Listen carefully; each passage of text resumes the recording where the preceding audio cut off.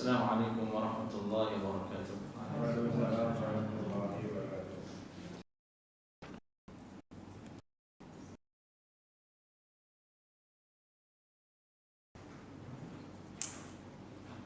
Innal hamdalillah nahmaduhu wa nasta'inuhu wa nastaghfiruh wa na'udzu billahi min shururi anfusina wa min sayyiati a'malina. May yahdihillahu fala mudilla lahu wa may yudlil fala hadiya lahu.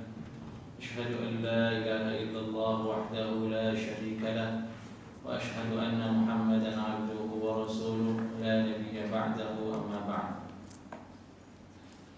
Qala ta'ala dimuliakan Allah Subhanahu wa taala. Kajian kita insyaallah taala akan mentadabburi firman Allah Subhanahu wa taala dalam surah Al-Baqarah ayat 261 dan seterusnya باذنillah taala. A'udzu billahi minasyaitonir rajim. Mathalul ladzina yunfiquna amwalahum fi sabilillah kamathali habbatin anbatat sab'a sanabila fi kulli sunbulatin mi'atu habbah wallahu yudha'ifu liman yasha' wallahu wasi'un 'alim.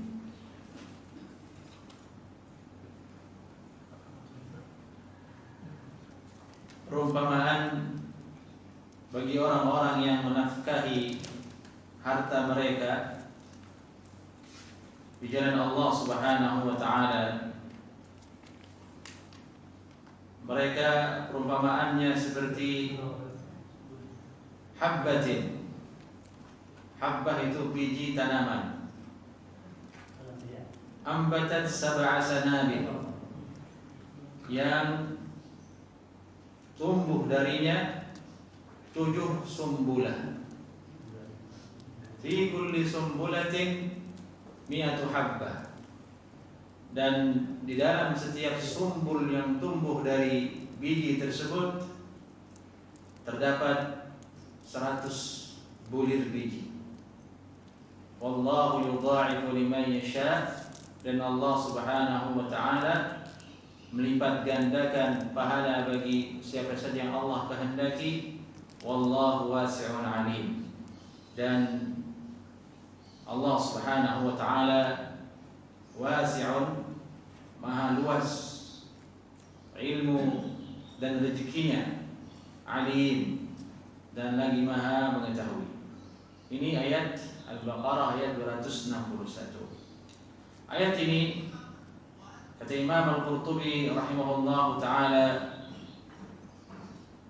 terkait dengan ayat sebelumnya, yaitu pembahasan tentang jihad,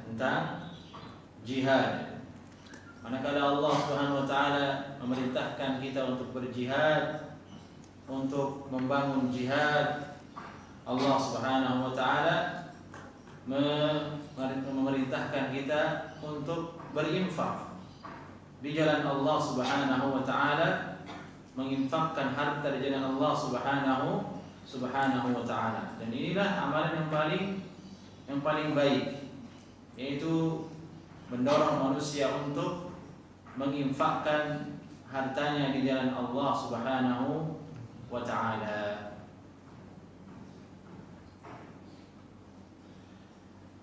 Wa hadhihi al-ayah lafdhuha bayanu mithalin li sharafin nafaqati fi sabilillah wa li husniha wa dhammiha at-tahrid ala dhalik.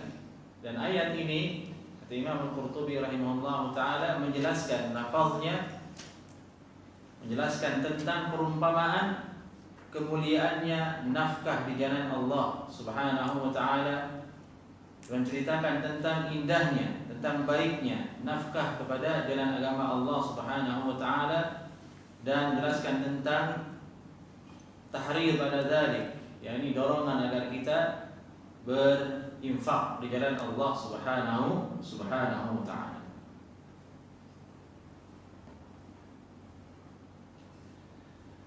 Alladzina yunfiquna amwalahum fi sabilillah. Manusia itu berinfak. Infak artinya mengucurkan dananya, memberikan dananya. Ada banyak bentuknya. Ada yang berinfak untuk hawa nafsu, syahwat. Dikucurkan hartanya untuk hawa nafsu dan syahwat. Allah sudah berikan dia rezeki, kemudian harta itu dia kucurkan kepada syahwat, kepada hawa nafsu.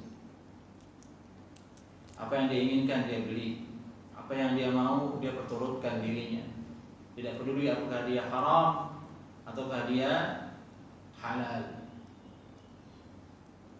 Dia kucurkan hartanya untuk, bahkan yang kedua adalah ada orang mengucurkan hartanya untuk yasudduna an sabilillah, yakni membendung jalan Allah Subhanahu wa taala.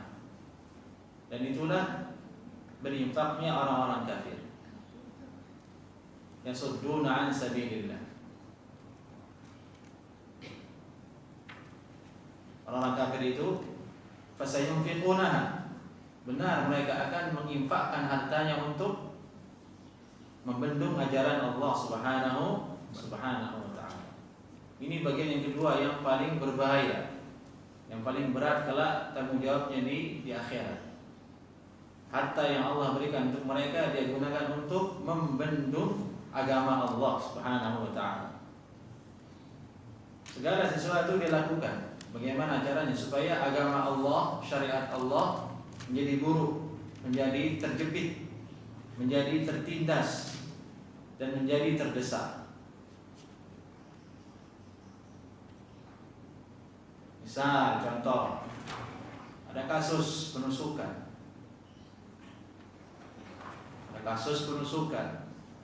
Media ramai buat berita. Judul beritanya tendensius, penuh dengan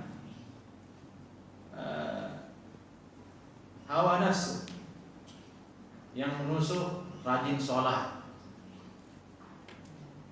yang menusuk berjenggot,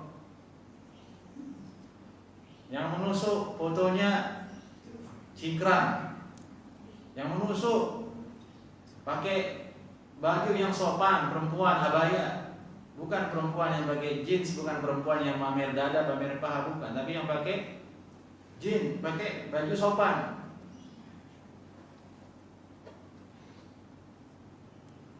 Itu sudah jelas media itu ada orang di belakang yang membayar dia untuk menulis judul-judul provokatif seperti itu. Itu contoh, yunfiqun, dia infakkan hartanya. Tulis judul. Siapa yang nulis? Wallahu a'lam. Siapa yang infakkan? Wallahu a'lam. Tapi itu bentuk ingin menjelek-jelekkan agama Allah Subhanahu wa ta'ala. Diinfakkan hartanya hanya untuk bisa membuat image di dunia Islam itu teroris.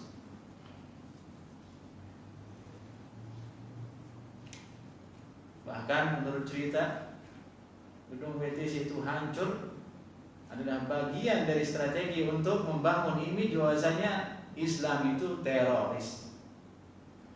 Jadi sejak peristiwa itulah kemudian sampai saat ini dikenal di seluruh penjuru dunia. Hati-hati teroris, hati-hati Islam teroris. Di Amerika, di Barat, dari negara-negara yang tidak kuat Islam di sana, masih ada dalam dirinya mereka mengatakan Islam ini teroris.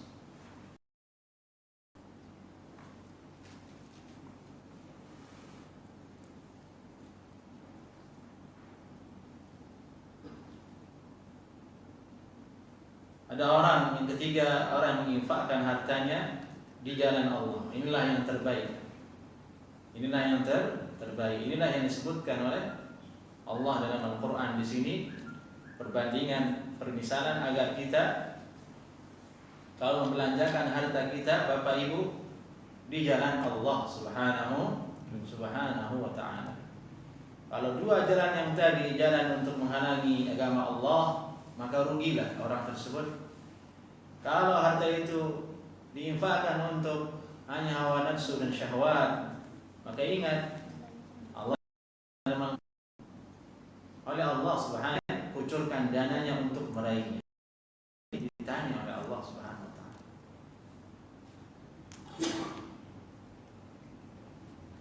mathalul ladzina yunfiquna amwalahum fi sabilillah, perumpamaan orang yang menginfakkan harta mereka di jalan Allah, fi sabilillah. Atau ulama tafsir sebagian mereka mengatakan kalau kalimat fi sabilillah itu ada banyak maknanya, namun kebanyakan maknanya adalah di jalan jihad, jihad. yakni berdonasi untuk kejayaan Islam. Kalau di zaman Nabi bentuknya ada perang dulu, mereka para sahabat berdonasi untuk persiapan perang melawan musuh-musuh Islam di zaman itu. Apapun yang mereka miliki mereka donasikan untuk mempersenjatai untuk perekonomian para pasukan dan prajurit yang ada di bawah komando Rasulullah sallallahu alaihi wasallam. Itu faedah tentang kalimat fi sabilillah. Bagaimana perumpamaannya? Ini perumpamaan kepada manusia agar manusia itu lekas paham. Dengan diberikan perumpamaan, diberikan perbandingan, maka lebih meresap ke dalam akal dan pemahaman manusia. Jadi itu banyak dalam Al-Quran. Salah satunya adalah ayat ini. Bahkan di awal surat Al-Baqarah disebutkan di sini ada perumpamaan. Mathaluhum kamathalil ladzi istawqada nar, dan perumpamaan mereka orang-orang yang munafik itu seperti orang yang menyalakan api. Itu contoh dalam Al-Quran. Dan sangat banyak tentang mathal, yakni perumpamaan dalam Al-Quran. Bahkan ada kitab ditulis oleh Ibnu Qayyim rahimahullah taala khusus membahas tentang masalah amsal, mathal-mathal yang ada dalam Al-Quran, dijelaskan dengan rinci apa tujuan.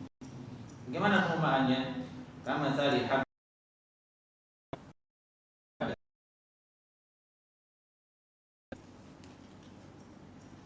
Al-habbah, kata Ibnu Qurtubi rahimahullah taala, ismu jinsin likulli ma yazdari'uhu ibnu Adam wa yaqtatuh.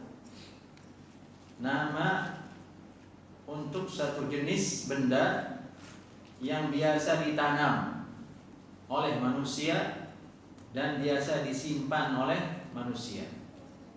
Berarti apa itu? Biji kan? Misal orang menanam padi, ada bijinya kan, benih berbentuk biji-bijian. Itu arti habbah. Itu arti habbah. Kama tali habbatin, seumpama biji benih. Biji benih. Ada biji padi, ada biji jagung, ada biji kacang, ada biji kedelai. Semua masuk ke dalam kalimat habbah. Padi habbah. Itu mana habbah dalam ayat ini? Kama tali habbatin, seumpama biji, benih biji. Ambatat sab'a sanabil.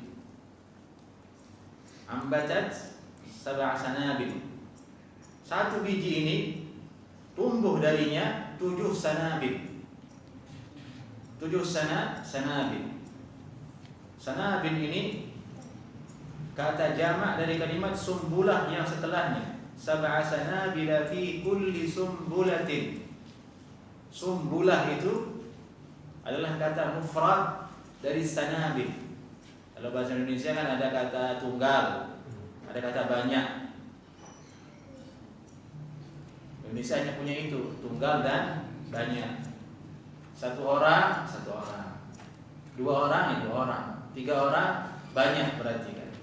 Kalau dalam bahasa Arab ada mufrad, ada musanna, ada jamak. Mufrad, ada musanna, ada jamak. Nah ini sanabil itu kata banyaknya, kata jamaknya, sumbul mufradnya. Satu benih biji ini menumbuhkan 7 sanabil. Dalam setiap sanabil itu fi kulli sumbulatin 100 habbah. Dalam setiap sumbulah itu terdapat 100 biji. Terdapat 100 biji. Sumbul itu bulir. Barangkali maknanya dalam bahasa Indonesia. Bulir yakni bagian dari tumbuhan yang siap untuk berkembang. Yang awalnya dia berasal dari satu benih ini menumbuhkan 7 sanabil, 7 sumbulah. 7 sumbulah ini masing-masing terdapat di dalamnya kembali 100 habbah, 100 biji. Jadi berapa jumlah semuanya? 7 kali 100. Ini kita diajak untuk berhitung oleh Al-Quran. 700 kali 100 kali 7 berapa? 700. 100 habbah. Terdapat 100 habbah, terdapat 100 biji di dalam satu sumbul. Satu sumbul banyaknya 7, 700. Inilah pahalanya. Inilah apa? Pahalanya. Satu rupiah yang kita infakkan di jalan Allah Subhanahu wa taala itu pahalanya berlipat menjadi 700.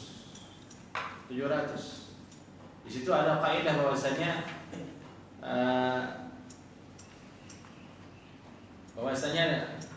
Allah Subhanahu wa taala memberikan satu kebaikan itu pahala 10 kali lipat. Asyra hasanat. Satu kebaikan menjadi 10 kebaikan pahalanya. Tapi dalam ayat ini ada pengecualian. Bahwasanya orang yang berinfak di jalan Allah Subhanahu wa taala itu diberikan pahala menjadi 700 kali lipat. 700 kali lipat. Ini pahala tidak ada bentuknya di dunia, jemaah. Nanti di akhir ada orang mau bekerja, maunya di masjid semua. Uji mana yang betul-betul, mana yang tidak betul beriman.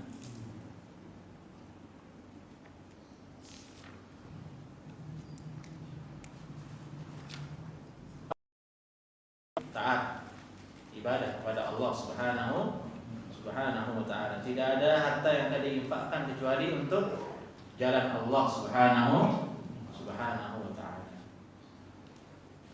Allah lanjutkan, wallahu yudha'ifu liman yasha. Dan Allah Subhanahu wa taala Maha Kuasa melipat gandakan lebih dari 700 tersebut. Liman yasha, bagi hamba-hamba yang Allah kehendaki atasnya. Ini menunjukkan atas keluasannya pahala Allah Subhanahu wa taala atas makhluknya, atas hambanya. Allah tentukan, Allah lebihkan, itu adalah kekuasaan Allah Subhanahu wa taala, tergantung dari keadaan seorang hamba. Kata ulama, yudha'af, ini tad'if ats-tsawab, dilipat gandakannya pahala di sisi Allah Subhanahu wa taala itu tergantung dengan keikhlasan seseorang, tergantung dengan tingkat ikhlasnya seseorang. Semakin orang itu ikhlas dalam ibadah, semakin berlipat ganda di sisi Allah Subhanahu wa taala pahalanya. Tapi standarnya di sini adalah dalam ayat ini 700 kali lipat. Itu standarnya. Namun bisa lebih sesuai dengan keikhlasan yang ada pada diri seorang makhluk.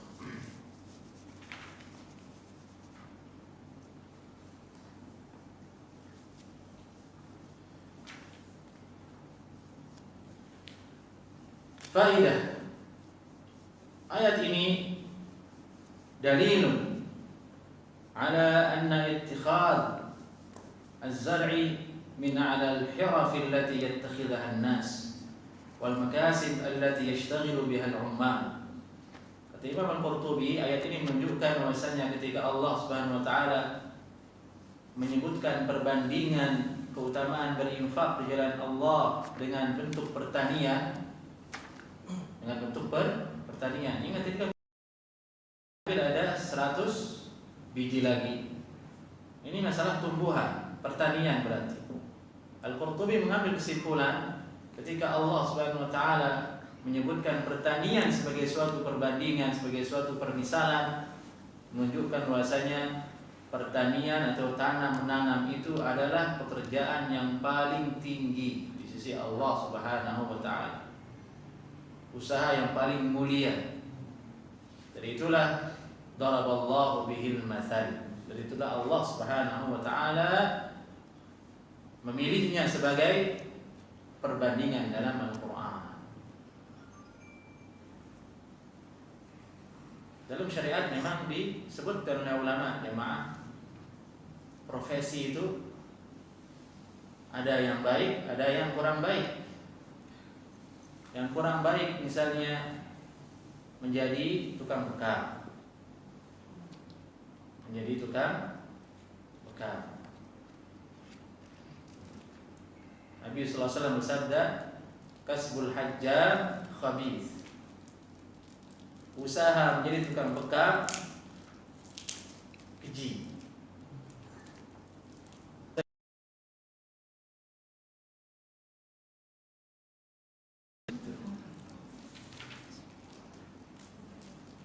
Keji katanya. Sebutkan dari hadis itu ulama menyebutkan bahwasanya berarti di sisi syariat profesi pekerjaan itu ada yang baik, ada yang tidak. Yang terbaik di sini disebutkan oleh ulama adalah bertani. Bertani. Menguatkan alasannya, Imam Al-Qurtubi mendatangkan riwayat dalam Sahih Muslim. Ma min muslimin yaghrisu gharsan aw yazra'u zar'an fayakulu minhu tayr aw insan aw bahimah illa kana lahu bihi sadaqah. Tidak ada seorang muslim menanam satu tumbuhan atau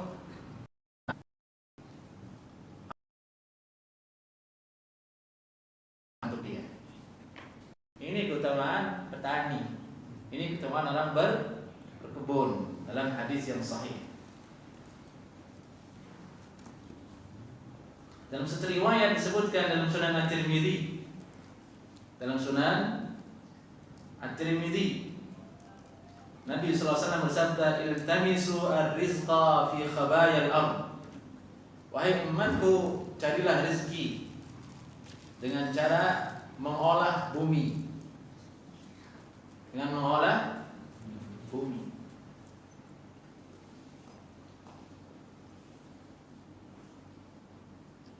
Bahkan disebutkan bahwasanya Nabi sallallahu alaihi wasallam beliau tidak makan kecuali dari hasil bumi yang ada di tempat beliau sallallahu alaihi wasallam, yaitu Madinah. Yang beliau makan kurma Madinah. Air Madinah. Hasil bumi.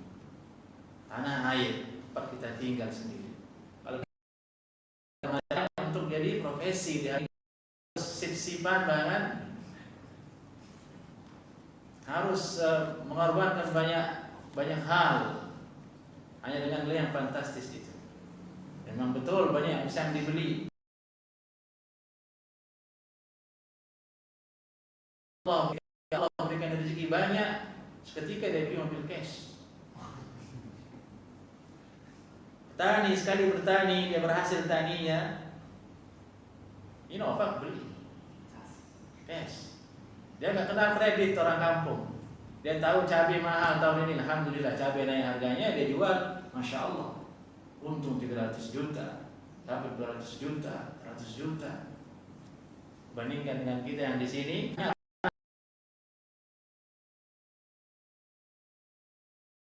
tanaman yang Allah berikan kepada kita, dan kita, subhanallah, Indonesia adalah negara yang kita tahu bersama sangat subur sekali.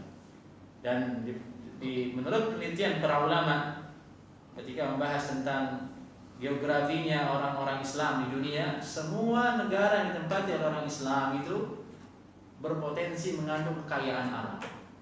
Semuanya, tidak ada yang tidak. Dari itu banyak negara Islam dijajah, banyak dicemburui oleh orang-orang yang rusak agamanya, oleh orang kafir itu, diincar. Semua negara, apalagi Timur Tengah, itu minyak semua, emas semua, gas semua, tanahnya di bawah. Tapi sekarang tidak berhenti perang di sana, kan tujuannya itu ambil minyaknya kata Trump. Kita akan ambil minyaknya di Irak, kita butuh minyak di Irak. Tapi sekarang Irak masih dijajah. Yaman juga demikian, banyak minyak di situ, banyak gas di situ. kita di Indonesia banyak mungkin, wallahu a'lam, belum diteliti saja. Tapi yang zahir yang nampak adalah tumbuhan sudah sangat begitu subur. Kita tidak akan ada yang kelaparan insyaallah taala karena makanan kita beras. Allah sudah siapkan untuk kita. Ini mengenai faidah dalam ayat ini yang dipetik oleh Imam Al-Qurtubi tentang bahasanya profesi itu berlevel-level. Ada yang dibenci dalam agama seperti tukang yang disebut oleh Nabi sallallahu alaihi wasallam kasbul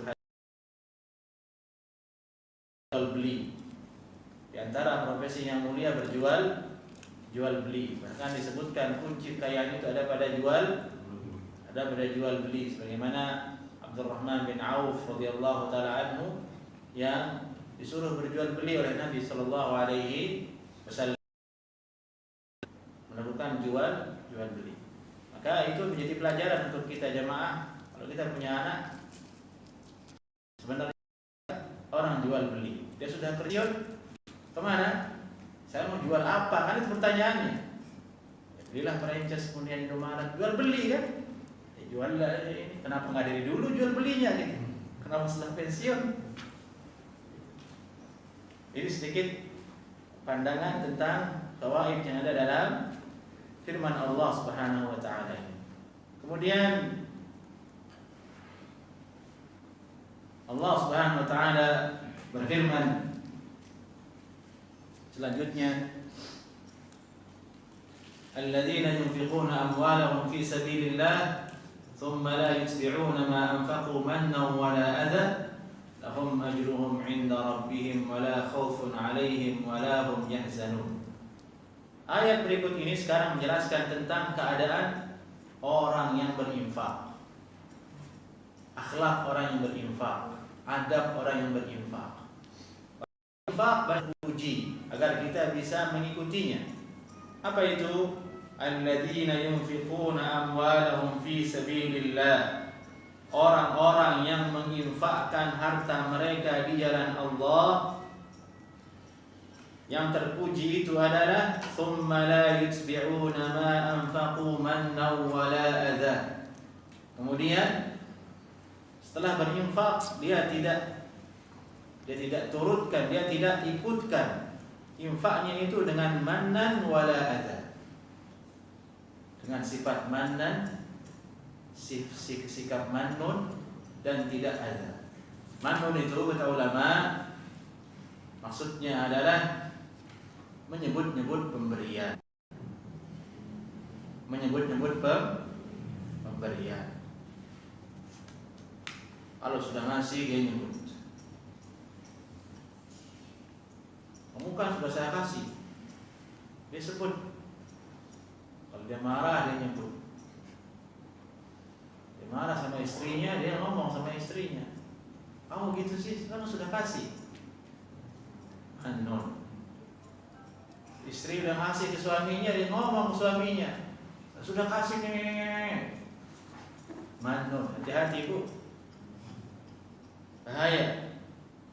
Alladzina yunfiquna amwalahum fi sabilillah, orang yang menginfakkan hartanya di jalan Allah, thumma la yutbi'una ma anfaqu, dan mereka tidak bersikap kemudian dengan mannan, dengan apa yang dia infakkan.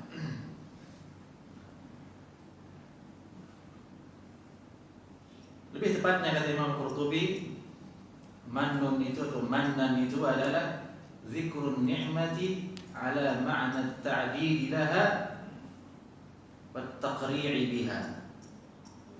Menyebut nikmat yang telah dia berikan kepada orang lain, tujuannya hanya untuk menghitung-hitung dan mengorek buat baik kepada dirimu, dan aku telah mencukupkan hidupmu.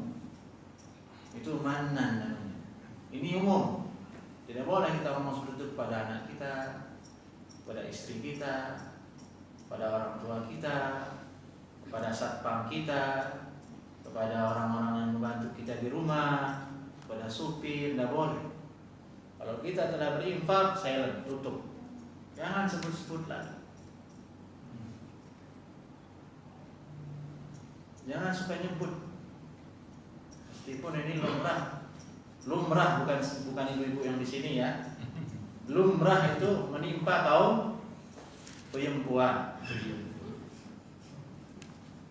Lumrah menimpa kaum perempuan. Suka nyebut. Awalnya dia ketika memberi dia ikhlas. Nanti kalau hatinya selio dikit, klep gitu, keluar semua itu. Kamu udah ini. Itu Bu, langsung hilang pahalanya. Sangat buruk. Akhlak yang sangat dibenci oleh Allah Subhanahu wa taala. Adzan, manun, nyebut-nyebut, menghitung. Ini at-tahadduts bima a'ta hatta yablugha dzalika al-mu'ta fayuzi. Sengaja disebut itu supaya orang yang diberikan itu menjadi tersindir, menjadi merasa. Kalau bahasa kita supaya tahu diri gitu. Tapi caranya salah, dia dengan cara menyebut pemberian. Ini walaupun bukan hanya perempuan, bapak-bapak juga ada seperti itu, laki-laki. Manusia sama, laki perempuan dalam masalah sifat. Sebut pemberiannya untuk menghardik dan untuk menyakiti perasaan orang lain. Nauzubillah min dzalik. Dari itu sebutkan dalam hadis, al-mannu ini bagian dari dosa besar. Bahasanya di antara orang yang tidak dilihat oleh Allah Subhanahu wa taala di hari kiamat sebagaimana Sahih Muslim, yaitu adalah orang yang mannan. Orang-orang yang jannah ala aqi walidayhi wal dakwahi mereka siapa lagi? Dibiarkan. Mungkin sebagian laki-laki istri yang penampil yang aduhai itu dayus, tidak dilihat oleh Allah Subhanahu wa taala. Istri kita itu milik kita, tutupi auratnya. Jangan dipamer di luar. Semua orang melihatnya.